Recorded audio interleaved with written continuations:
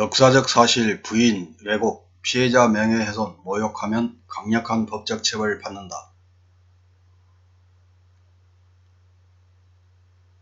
21대 국회에 들어서 지난 6월 1일 더불어민주당의 양향자 의원 등 31인이 발의한 역사왜곡 금지 법안이 발의되어서 6월 16일 법제사법위원회에 회부되어 심사를 기다리는 중입니다. 이 법이 진즉 입법화되어서 시행 중이었다면 얼마 전 법원에서 친일파인 이 의원에게 달걀 2알을 던져 모욕을 줬다는 혐의로 250만원의 벌금을 선고받은 서울의 소리 초심님 같은 사건은 일어나지 않았을 것입니다. 서울의 소리 초심님은 금년 1월 초 수요 집회 현장에서 위안부는 사기라는 친일 미화, 매국 집회를 하는 이 의원에게 격분해서 차량 위에 올라가서 달걀 2개를 투척했다는 이유로 에워싼 위압적인 종로경찰서 경찰에게 폭행죄 현행범으로 긴급 체포된 후 기소됐습니다. 지난 7월 17일 열린 1심 재판에서 검찰은 징역 6개월을 구형하고 판사는 벌금 250만원을 선고했습니다. 선고문에서 피고인이 계란을 던진 것은 물리적으로 피해가 덜하다 할 수는 있으나 피해자가 계란으로 맞는 것은 일반적 행동보다 모욕적이라고 느낄 것으로 보기 때문에 피해자의 피해가 적다고 볼 수 없다면서 벌금 250만원을 선고한 것입니다. 판사는 친일파 이 의원의 모욕은 느끼지만 수요 집회 현장에서 이 의원이 우리 국민에게 가하는 모욕은 느끼지 못하는 모양입니다. 이런 말도 안 되는 일은 역사왜곡 금지 법안이 제정돼서 시행 중이었다면 절대 있을 수 없는 일입니다.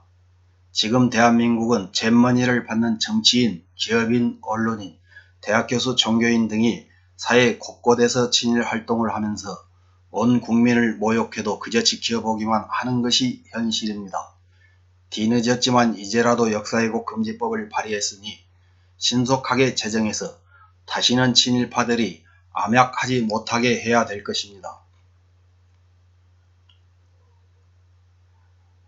역사왜곡 금지 법안의 제안 이유를 보면 우리나라는 일본의 국권 침탈과 식민 지배, 5.18 민주화 운동과 4.16 세월호 참사에 이르기까지 국가적 재난과 참사를 겪어왔으며 이 과정에서 수많은 독립유공자, 민주화 열사의 희생이 있었을 뿐만 아니라 셀 수 없이 많은 피해자가 발생하였음.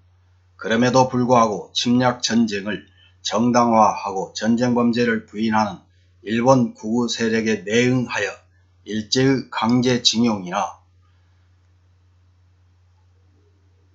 일본군 위안부 존재를 부인하거나 전쟁 범죄를 미화하고 5.18 민주화운동에 관해서는 북한군 개입설을 주장하는 등 역사적 사실을 왜곡하여 폄훼하거나 4.16 세월호 참사 등에 관해서는 사회적 참사 피해자에 대하여 이유 없이 모욕을 가하는 등의 일이 빈번하게 발생하고 있음. 이는 단순한 역사 해석이나 평가, 학술활동의 문제가 아니라 역사적 사실을 부인하고 왜곡함으로써 우리나라를 위하여 헌신한 유공자와 그 유족의 명예를 훼손하고 전쟁 범죄와 사회적 참사 피해자들의 인권과 존엄을 침해하는 행위라 할 것임. 그러므로 일제강점기 전쟁범죄, 5.18 민주화 운동 및 4.16 세월호 참사 등에 관한 역사적 사실을 부인, 왜곡하고 피해자의 명예를 훼손하거나 모욕하는 행위를 처벌함으로써 올바른 역사의식을 고취하고 피해자와 그 유족의 고통을 치유하여 국민 화합에 기여하고자 하는 것입니다.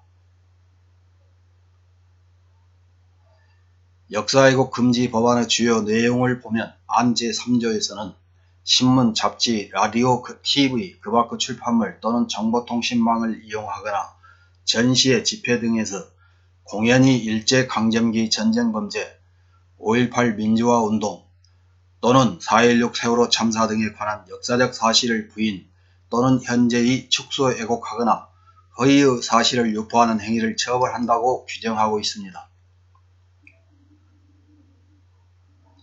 안 제4조에서는 같은 방법으로 공연히 일제강점기 전쟁범죄, 5.18 민주화운동 또는 4.16 세월호 참사 등에 관한 허위의 사실을 적시하여 독립유공자 등의 명예를 훼손하는 행위를 처벌하며 안 제5조에서는 같은 방법으로 공연히 일제강점기 전쟁범죄, 5.18 민주화운동 또는 4.16 세월호 참사 등에 관하여 독립유공자 등을 모욕하는 행위를 처벌한다고 규정하고 있습니다.